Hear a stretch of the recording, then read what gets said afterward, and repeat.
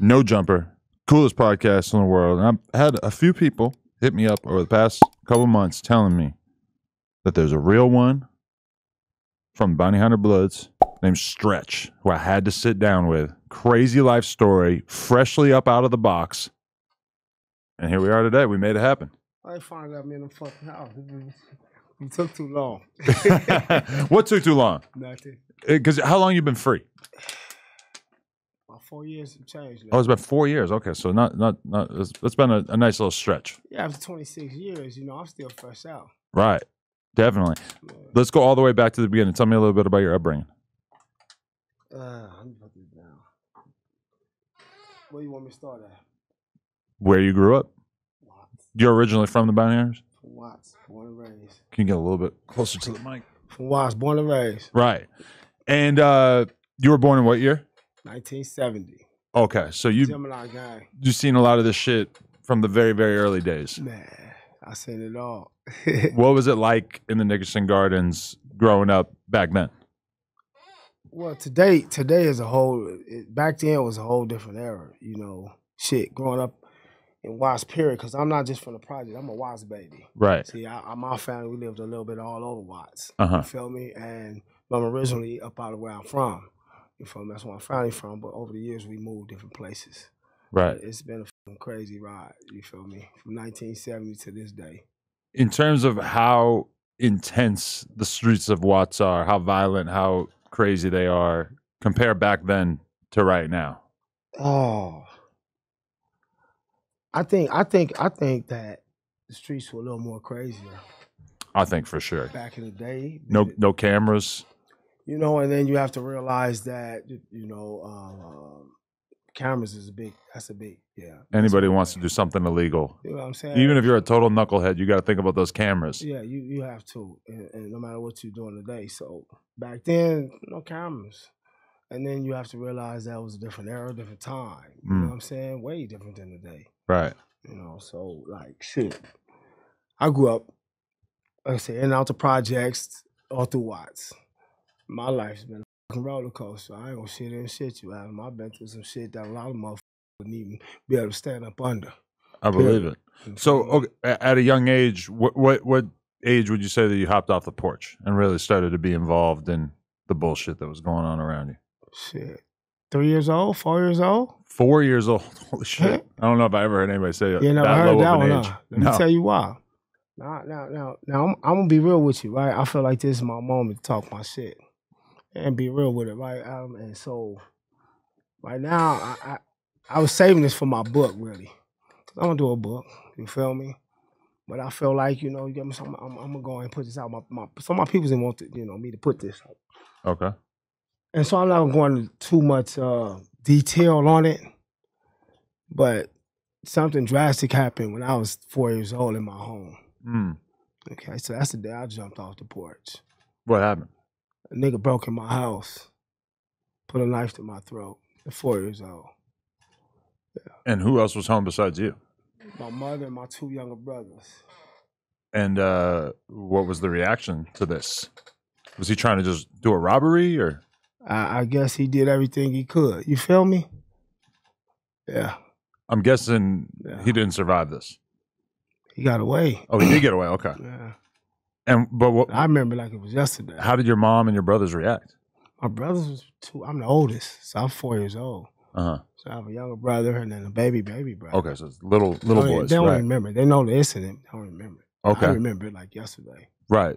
Yeah. And this is the first experience you'd have, something like that. Well, I mean, my kid is about to turn 4, and it's very hard for me to process how the fuck she would be able to handle something like that. That was my first real, this was about 1974, 1975.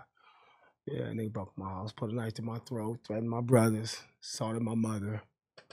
Yeah, my dad was at work. You feel me? Yeah. And how did that proceed from there? I'm assuming never talked about. We moved, You moved? Yeah, to another part of Watts. And it's never talked about. So you don't even know what your dad's reaction was afterwards? Oh, I heard him when he came in the house. I heard him when he came in the house. And yeah, it was crazy. Police came, all the shit. Really? Yeah. And I'm guessing your dad was very, very upset about this. Yeah, he was fucked up. Definitely. Really, I remember like it was yesterday. And not only that day, it actually went on for, the traumatic incident for maybe several years, a couple more years, to where it finally, subsided. You get what I'm saying? Right. What kind of guy was your dad? Working man, real straight, work straight, married to my mom, 3 boys, still married to my mom to this day. Right. Yeah. I'm guessing that he was very upset about this incident taking place. Did he try to get some revenge, or was he not that kind of guy? Well, had he caught that motherfucker then, he'd have been a dead motherfucker. I know that for sure. Right. But, shit, what can he do? Every time he got home, he got 1,000 police around my house. You feel me? So, yeah. So you think something changed in you after that day? Definitely. It was a traumatic incident. There was no, what the fuck you get today? You go speak to a psych, or you get some type of counseling. You feel me? What? Yeah, I none of that. It was just never talked about to me. It was just back to normal. I had to eat normal program. I had to eat that. Wow. 4 years old, but I remember everything. Yeah, put the knife to my throat. That's crazy. So that was the start of my life in Washington. Started my mama, my brother in the house. Yeah. I'm guessing that wasn't the end of you experiencing some wild shit? No, hell no. That was the start of the shit. Feel me? So when did you get more familiar with what was going on in the streets as you got older? Like, how did that kind of proceed? Well, we moved back into the projects, so that was like, a whole different, another ball game now. You feel me? So, shit. Me being the oldest of 2 brothers, I got to deal with everything now. You feel me? Shit that just happened. Moving back into the projects, dealing with bullies and everything else. I'm the oldest, all the shit. Uh-huh. You feel me? So it was just straight survival mode. I don't know what the fuck to think.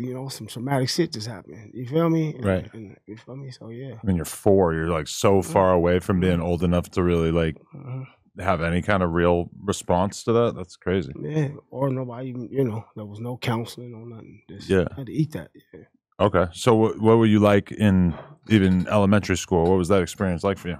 Fighting bullies and dealing with gang shit and everything under the sun. So, that's something I really wanted to talk about, because it's like it's a different, like you said, today it is different than back then, We got bullies, but we were getting that back then. You know what time it is. Probably was a lot worse, like you said, because you didn't have counselors, you didn't have no cameras, you didn't have that shit.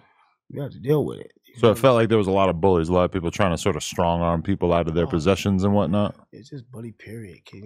Just that whole atmosphere. Mm. You know what I mean? It's the gang culture, and then you're dealing with, a dog-eat-dog world in that aspect, basically. Period. Definitely. Yeah. I had many fights in elementary and junior high school coming up. Right. When I think about my time having gone to the Nickerson Gardens, it's like a few different people mentioned that this is just totally different than the way it used to be. And they're kind of referring to the fact that there are a bunch of cameras out there. So it's like there's way less likely to be real violence going on, stuff like that. But then they're also, just kind of acknowledging that it used to be more of an environment where everybody's outside. And then as time goes by, it becomes people are more likely to stay in the house, watch TV, be on their phone, be on social media, etc. So when I was there, I noticed like I get there and there's like almost nobody outside. Then they realize there's like a camera crew. People start telling each other, boom, there's a shitload of people outside. Right. So the environment was like pretty lit, but it occurred to me that like that isn't necessarily usually what it's like. But probably back then it was like way more, everybody was just kind of outside doing shit.